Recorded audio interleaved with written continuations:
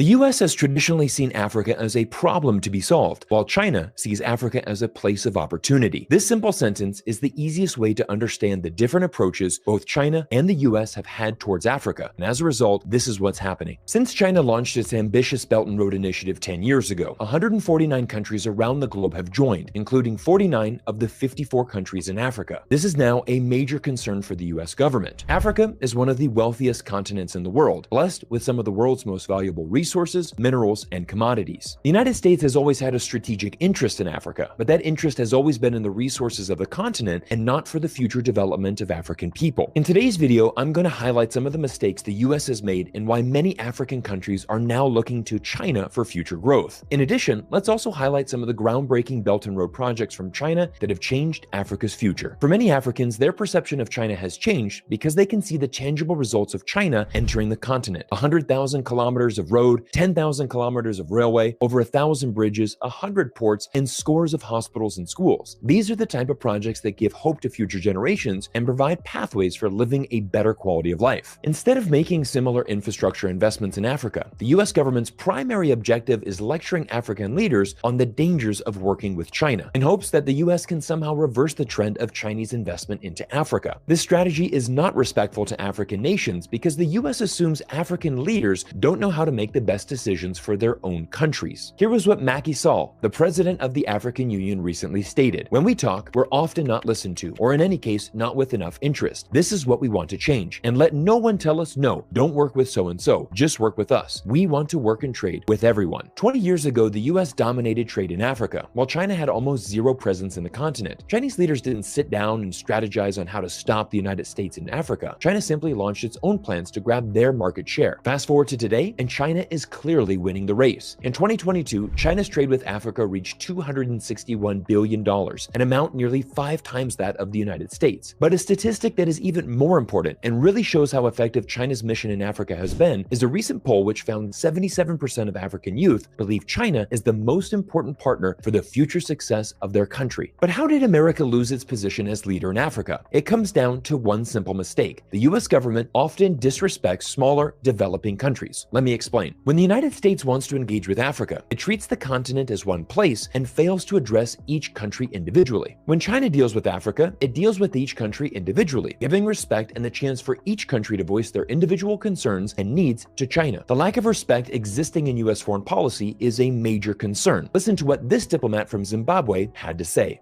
What really is behind the failure of effective engagement with Africa is the disrespect of the Africans. That's where the problem begins. It's always the United States setting the agenda, the United States setting the policies, and the United States telling the Africans about the policies.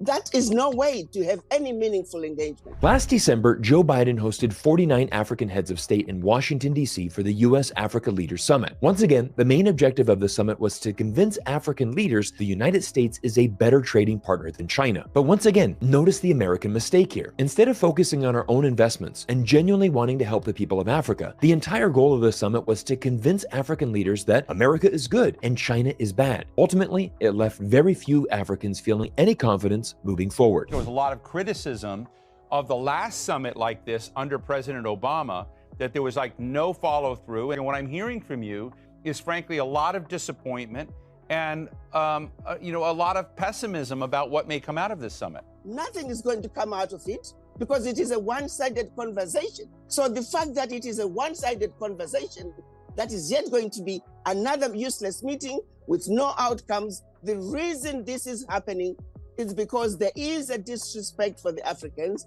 There is a general feeling that we don't need to hear from the Africans. Their opinions do not matter.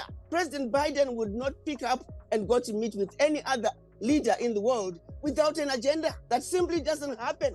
Right. So what makes the US think that they can engage African leaders without an agenda. Once again, the US government set the agenda, set the policies, and informed the African leaders to follow America's plan. Without listening to the needs and want of African leaders, how can any meaningful change be made? Unfortunately, the US-Africa summit was a complete waste of time and will result in no change. We know this to be true because this is the exact same thing that happened in 2014 when President Obama hosted his own version of the US-Africa Leaders Summit. 8 years later, and the US still hasn't learned how to correctly treat Africans. The United States must understand that Africans are not going to take it anymore.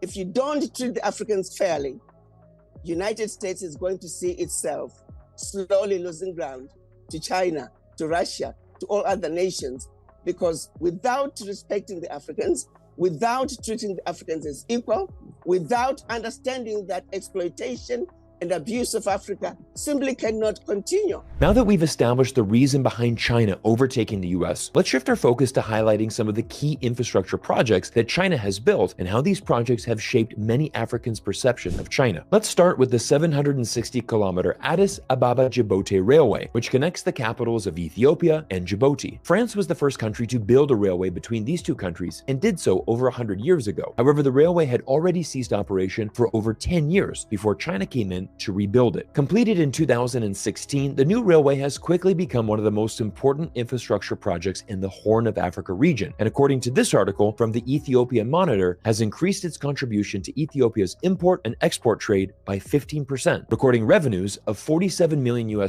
in the first 6 months of its most recent fiscal year. Earlier, I mentioned China has constructed over 1,000 bridges in Africa. One of the most impressive is the Maputo-Katempe Bridge in Mozambique, the longest suspension bridge in Africa, spanning over 3,000 meters. The vision to create this bridge started in 1989, when the World Bank produced an urbanization plan for Maputo, the capital city of Mozambique. The project was held off until 2008, when Portugal expressed interest in funding this project. However, the 2008 global financial crisis ultimately led to Portugal withdrawing from the project and opening the pathway for China to finally deliver this much-needed bridge. China broke ground in 2014 and completed the bridge in 2018 for a cost of $726 million.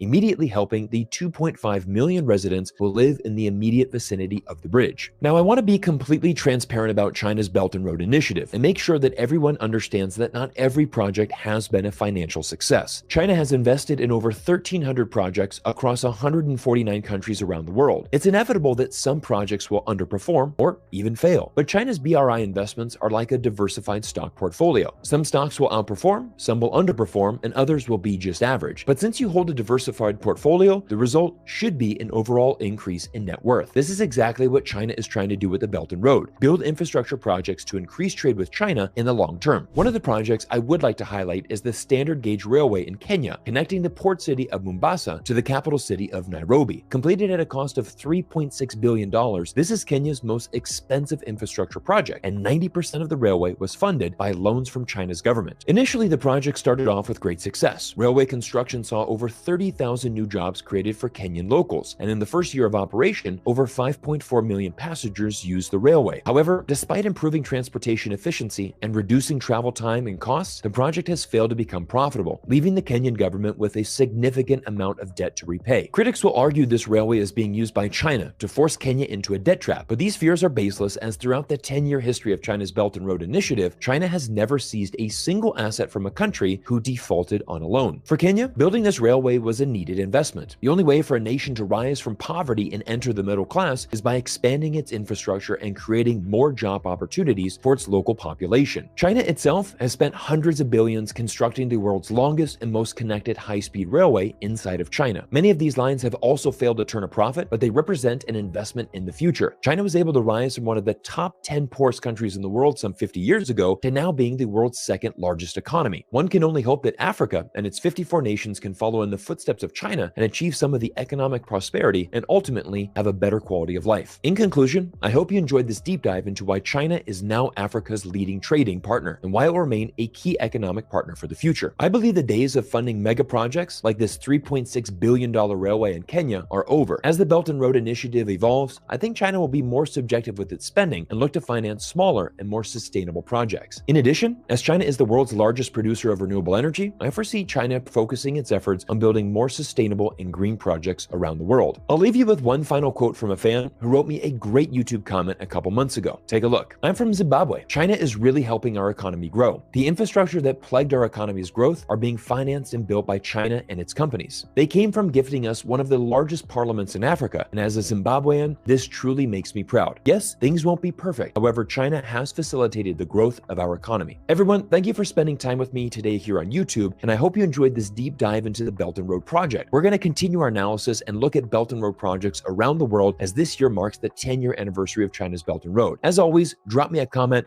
hit that subscribe button, and I look forward to seeing you all in our next video.